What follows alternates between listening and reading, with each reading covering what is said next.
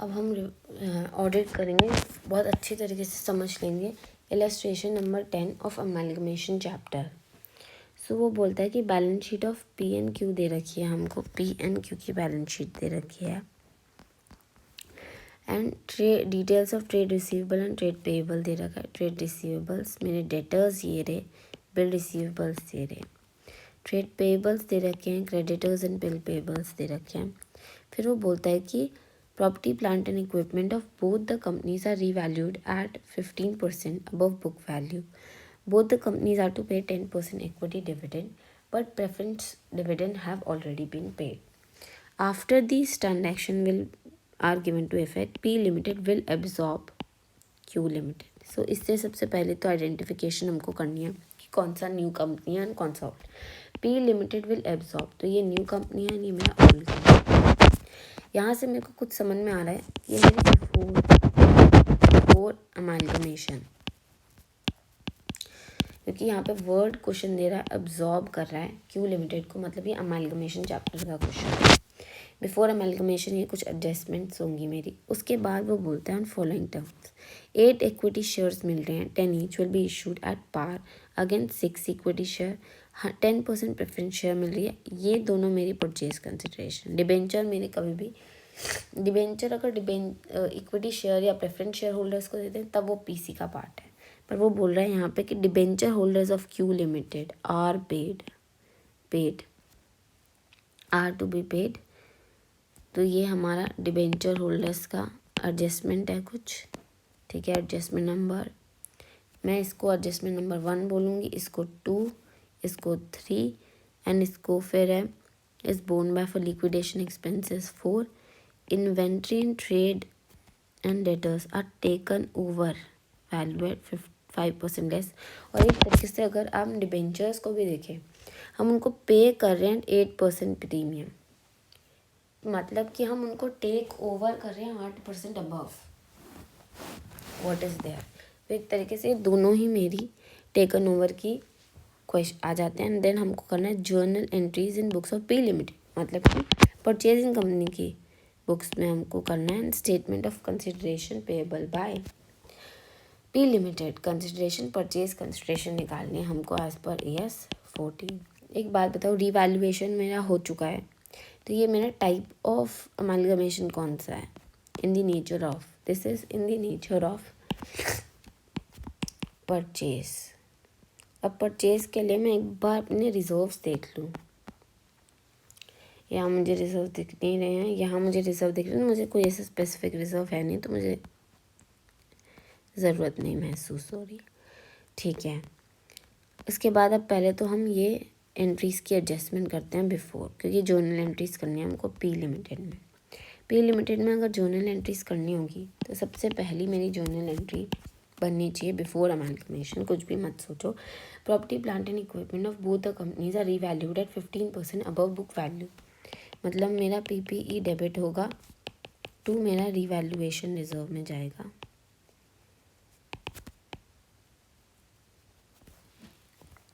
%15 up, इस मेरी P की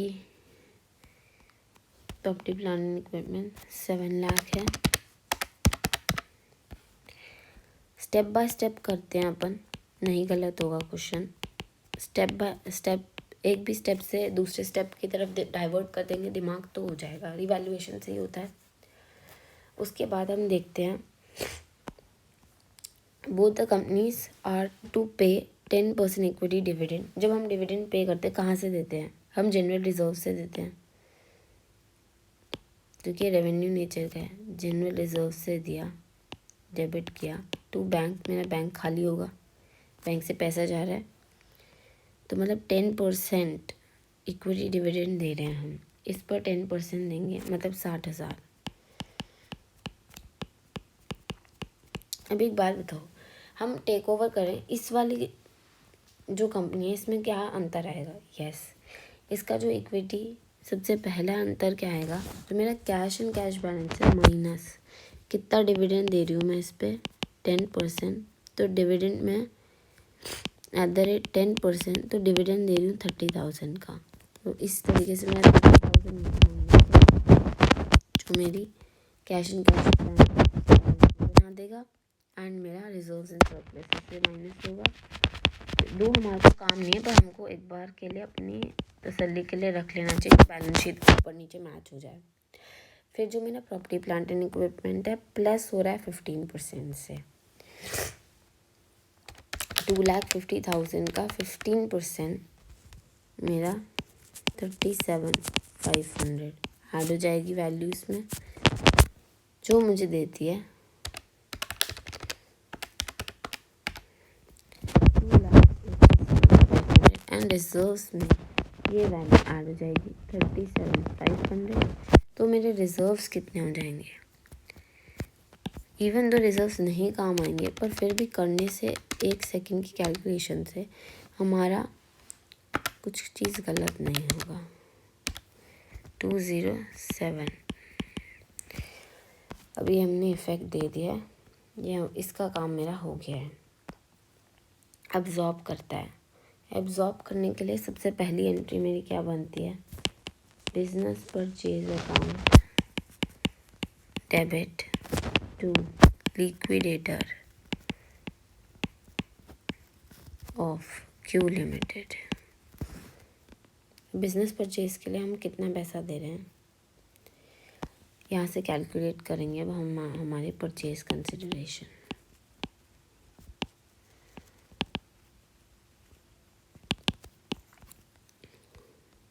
Eight equity shares will be issued by P Limited against 6 shares of Q Limited। अभी Q Limited पे कितने शेयर्स हैं?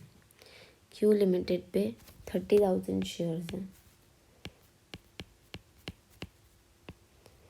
Of ₹10 each। Equity share holders को क्या मिल रहा है? इक्विटी शेयर्स मिल रहे हैं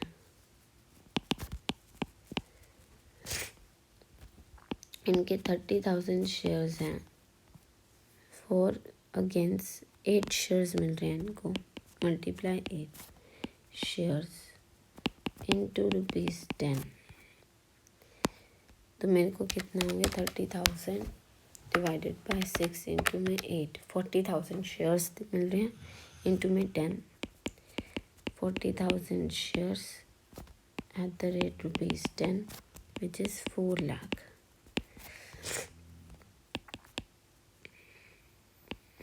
प्रेफरेंस शेयर होल्डर्स को हम क्या दे रहे हैं?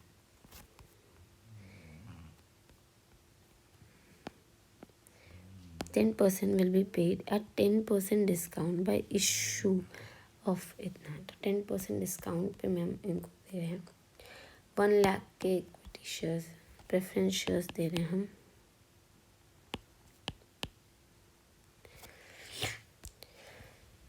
1 लाख के हैं माइनस 10% डिस्काउंट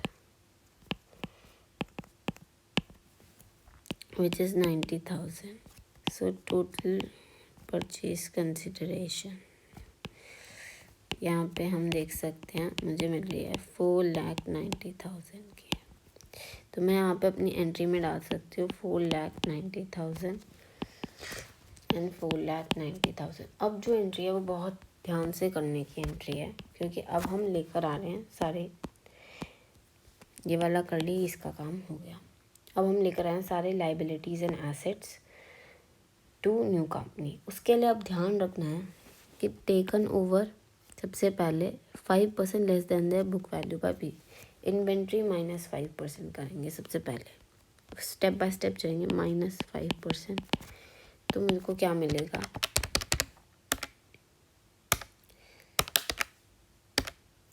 304,000। और यहाँ पे वो क्या बोल रहा है मुझे, और वो यहाँ पे मुझे बोल रहा है डेटर्स जो हैं वो 5% लेस पे। तो हमको ट्रेड रिसीवेबल्स दे रखा है यहाँ पे, हमको डेटर्स 5% कम पे चाहिए। तो 1,90,000 इंटू में 5% माइनस करा, तो ये मेरे डेटर्स रीवैल्यू होके 180 हो रहे हैं।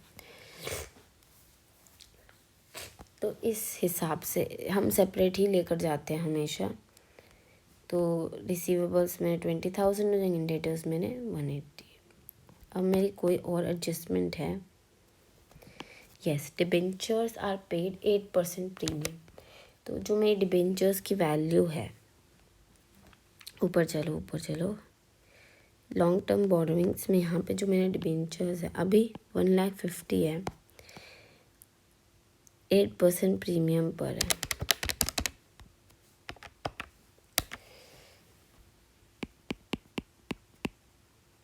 विच इज इक्वल टू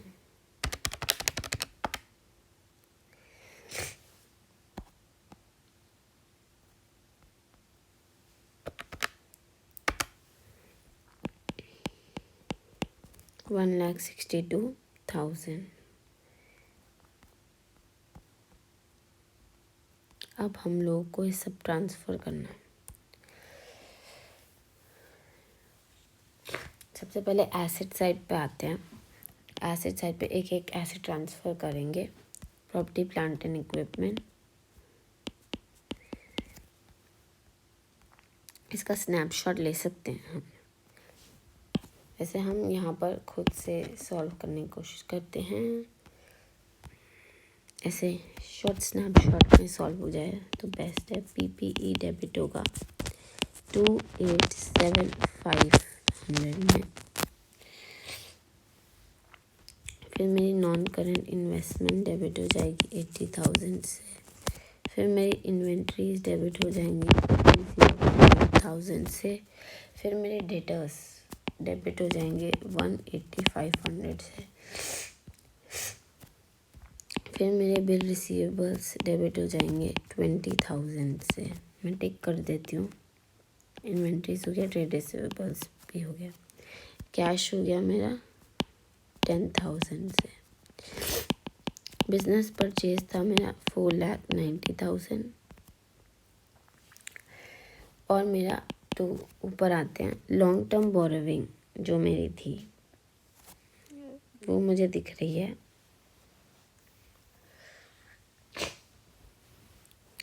जो मेरे 12% डिबेंचर्स हैं वो मैं 1,62,000 में लेके आई हूँ, 1,50,000 के।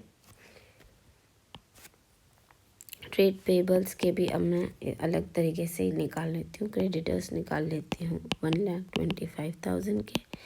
टू मेरे बिल पेबल्स 25,000। ये भी हो गया मेरा। कैश तो मैंने ले लिया था। ट्रेड पेबल्स भी हो गया। ये रिजर्व सरप्लस नहीं चाहिए। अब यहाँ पे देखते हैं हमारा गुडविल आ रहा है, कैपिटल रिजर्व।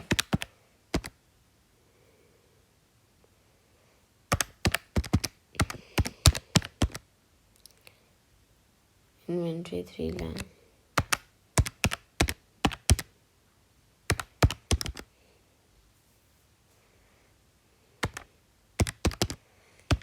ये वाला साइड है मेरा 882 1 2 3। यहाँ पे है मेरा